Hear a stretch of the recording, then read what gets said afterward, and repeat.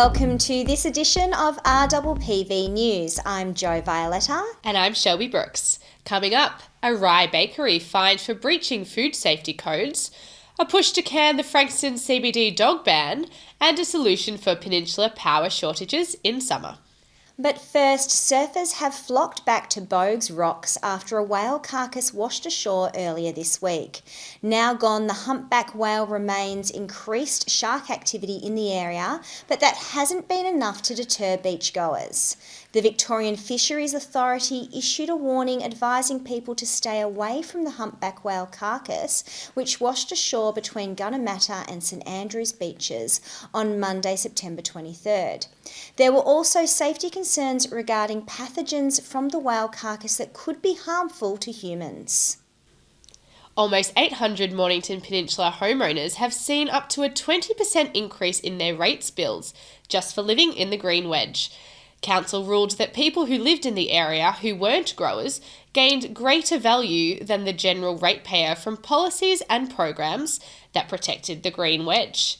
Therefore, homeowners received a $900 levy, which one local told Leader newspapers was inequitable and unjust. Ouch. Conroy's Bakehouse in Rye has been hit with an $8,000 fine for breaching food safety practices between late 2017 and 2018. The Frankston Magistrates Court fined the owner for breaching nearly 60 food safety practices, including rat droppings on the floors, mould on the sliced beetroot, and cold food being stored at too high temperatures. The owner has since sold the business. Mornington Shire has petitioned the state government for unique guidelines to protect the character of the peninsula from bulky and homogeneous apartment complexes. In a submission to the Department of Land, Water and Planning, the Shire hopes coastal materials such as stone and wood would be used in apartment complexes over rendered brick, blockwork and aluminium cladding. Councillors said in the Planning Committee meeting on September 16 that apartments designed for inner suburbs may not be suitable for the peninsula. And now over to our environment reporter Imogen, who will unpack the recent social media campaign Bring Birds Back, which was sparked from a new study in the journal Science last week. The response to the paper has ranged from notable concern to outrage that bird populations are declining. But do the statistics warrant fears of a bird crisis? Imogen has more, and by the way, she is joined today by special guest Poe, her 9-year-old cockatiel. Hello, I'm Imogen, the environmental reporter for RPPV News. It's not often we get a real bird's eye view in our studio, but joining me today is 9-year-old cockatiel Poe.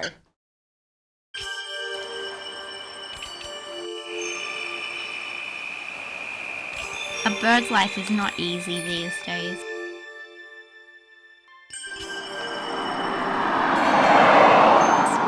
As we can see, many of them are having to find a safe place to live.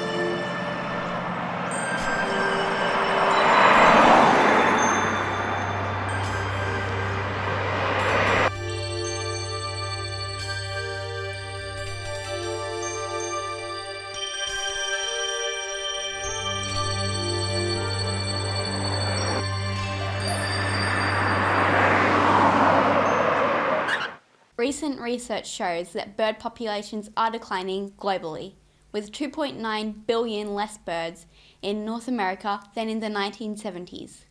This is possibly caused by habitat loss, pesticide usage, intensive agriculture, and of course, climate change. Also connected to this is the declining population of insects, which is happening for similar reasons.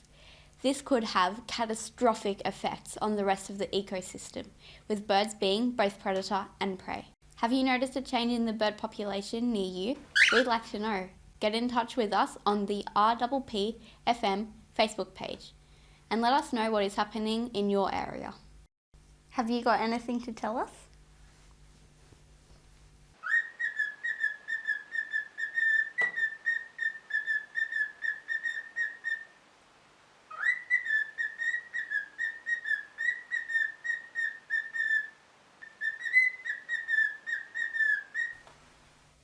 Seaford is home to Frankston's first recycled road.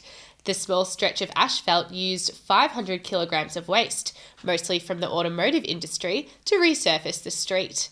It is made from materials such as hard plastic, recycled asphalt and glass, so there is no chance of microplastics breaking down and seeping into waterways. Recycled asphalt will eventually be rolled out across the city of Frankston. A social media community page is campaigning to overturn Frankston's 25-year CBD dog ban. Members of the Frankston Community Notice Board Facebook page wrote a letter to Mayor Michael O'Reilly suggesting cafe culture would thrive if the ban was lifted. Mayor O'Reilly told Leader newspapers that he supported the letter and had advanced in the past to have the ban revoked. Residents on the Southern Peninsula are getting closer to having a new place to swim in both summer and winter. On Monday the 8th of July this year, Mornington Peninsula Shire councillors joined Shire officers and community for a celebratory event and smoking ceremony to mark the start of construction of the Rosebud Aquatic Centre. Federal member Greg Hunt said at the event, "This project is the culmination of years of work by locals on the peninsula, the Shire, state and federal governments, and I congratulate all of those who worked so hard for so long to make this project a reality. In particular, I'd like to acknowledge the work of Councillor Antonella Shelley, my friend and former member for Nepean, Martin Dixon, and irrepressible work of the Southern Peninsula Aquatic Centre Action Group, all of whom worked tirelessly to ensure a state-of-the-art facility for the Southern Peninsula." The construction, which is currently on track, is due to be completed by late 2020. RPPV cameras popped down to Rosebud this week to take a look at the progress directly. At its meeting on Monday the 24th of June, the Council awarded a $35.82 million contract for construction of the Rosebud Aquatic Centre to Buxton Constructions. Buxton Constructions is a Melbourne-based construction company which brings 45 years of industry experience. They are specialists in landmark sports developments, having successfully completed Geelong Leisure Link, Croydon Aquatic Centre and refurbishment of the Ascot Vale Sports and Fitness Centre. Construction will include environmental design features to improve efficiency throughout the building. Here is the Shire's 3D render of what the final centre should look like. The installation of a 231 kilowatt solar panel system on the Aquatic Centre's roof will generate a significant share of the electricity used.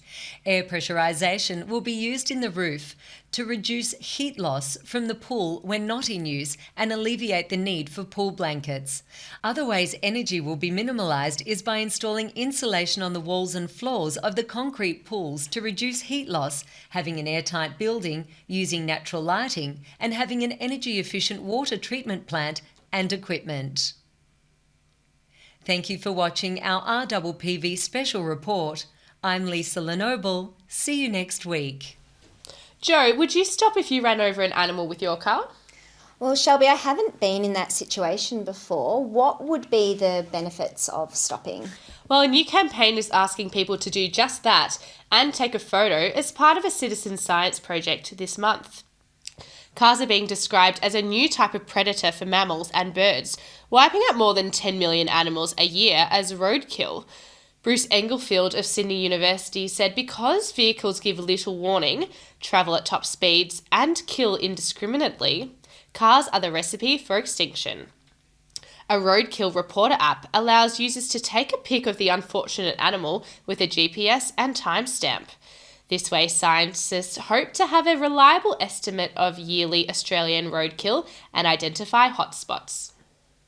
And while we're on the topic of wildlife, it is really important to care for our native animals. For example, the endangered southern brown bandicoot, endemic to southeast Victoria, are sneaking into backyards to eat pet food, a new study has found. Often found around Cooee Rup, Cranbourne and Western Port Bay, the bandicoots have been in decline due to loss of habitat and predation by foxes, cats and dogs. The study found that the little creatures are adapting to life in an urban environment by foraging for food from people's yards. A bandicoot festival will be run at Cranbourne Botanic Gardens on October 2 to 5. And for more on our native fauna, wildlife rangers from Reptile Encounters are joining us in the studio. Thanks, Joe. We're down here outside RPPV Studios. Hi everyone, I'm Tia. And I'm Jess. We're from Reptile Encounters and we have brought some of our favourite slithery friends down to the peninsula today on this gorgeous day. Now with this sunshine out, it is a perfect example of an ideal day for snakes to be coming out after their long winter slumber. Snakes are cold-blooded critters. They are ectothermic, which means that their body temperature is the same as their surrounding environment. If they want to get energy and warm up, they have to sit in the sun. If you're lucky enough to have a backyard where you might have some thick grass or bushes, you might have some scaly friends coming to join you. They would love to bask out on your driveway, maybe on a rock, maybe even your back lawn, which would be pretty amazing to encounter. So here today we've got Vic, this is our Victorian carpet python, and over here with Tia we've got Tiny. Tiny's an olive python. Now pythons are non-venomous, they are constrictors, and unfortunately for us, these guys actually don't live around here. Vic here is native to the western side of Victoria, Tiny is native to the top of Australia. Around this area, what we might encounter is venomous snakes. Now they're the ones with those venom fangs that if that gets into your body, might make you a little bit sick. You might even have to go to the hospital. The ones that we most likely encounter around this area, white-lipped snakes, little whip snakes, small-eyed snakes, and the most common, copperheads and tiger snakes. Now, they may come out into your backyard if they're feeling pretty brave, but if you do come across them, there is some way that you can stay nice and safe. You don't need to be fearful of these slithery guys. Yeah, now there is a few things you can do, as Jess has just mentioned. If you are to be lucky enough to encounter a snake, all you need to do is stay very still. Take a deep breath, be nice and calm. If you're jumping up and down, waving your arms and legs in the air, that snake might think that you are a threat. It might think you're a predator. Now, if you stay nice and still, they might confuse you with a really funny looking tree. And all they're going to do is move away from you when they feel like it's safe to do so, and you can move away carefully as well. Now, if the snake is in a place where you want to get it removed, maybe it's harmful to children or pets, you don't want to harm these amazing animals. One, it's illegal. Two, they are so beneficial for our very important ecosystem, and it's because of what they eat. Exactly right, Tia. So these guys, their main diet is rats and mice. Now, obviously, rats and mice, they're a bit of a pest, but also they carry diseases. Now, we don't want rats and mice running around in our kitchens or our bedrooms, so the best thing that you can do is actually have snakes in your environment. They keep the ecosystem very well controlled, so that's why we don't want to harm snakes. We want to make sure that we're nice and safe around them, and they can feel calm and live in their environment and eat their natural diet, which is what our ecosystem is all about, keeping everything at a nice balance, making sure everything's nice and healthy. So make sure when you're out there looking in your gardens, you'll keep an eye out for your scaly friends, and make sure you don't hurt them. Just stay nice and safe. Thanks, guys. Thank you so much. Thank you, Joe and Shelby. Back to you in the studio. 5 diesel-powered generators are being installed this month to help avoid summer power shortages or blackouts across the Mornington Peninsula. The temporary power sources will be installed at Rye, Borneo and Dramana and will be removed when demand drops in April. Frankston's dreams of being a major sporting hub have moved a step closer after council announced an injection of $9.4 million to deliver the $34.9 million planned expansion of Jubilee Park Indoor Stadium.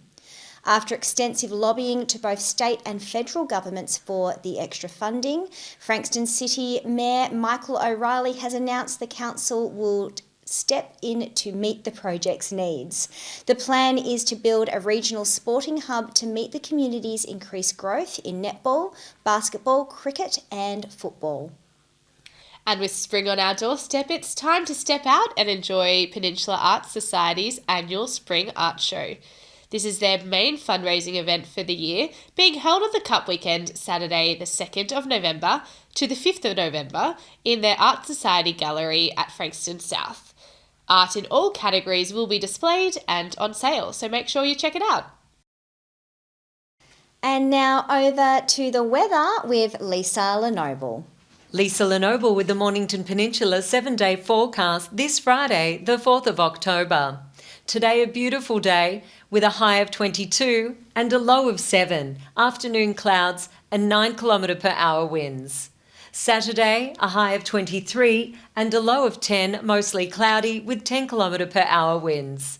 On Sunday, a beautiful day, a high of 24 and a low of 13, more sun than clouds, however windy, with 25 km/h winds. There comes our change.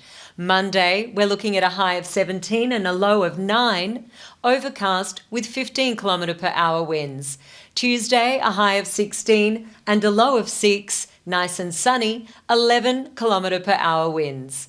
On Wednesday, a high of 17 and a low of 7, increased cloudiness with 8 km/h winds. On Thursday, a high of 15 and a chilly low of 5, mostly clouds in the morning with 21 km/h winds. On Friday, high of 16 and a low of 6, mostly sunny with 21 km/h winds. I'm Lisa Lenoble. That's it for this week's weather. Back to school on Monday, so go out and make some memories this weekend. And that's it for this edition of RPPV News. We hope that you can join us next time. I'm Jo Violetta. And I'm Shelby Brooks. That's the news from coast to coast.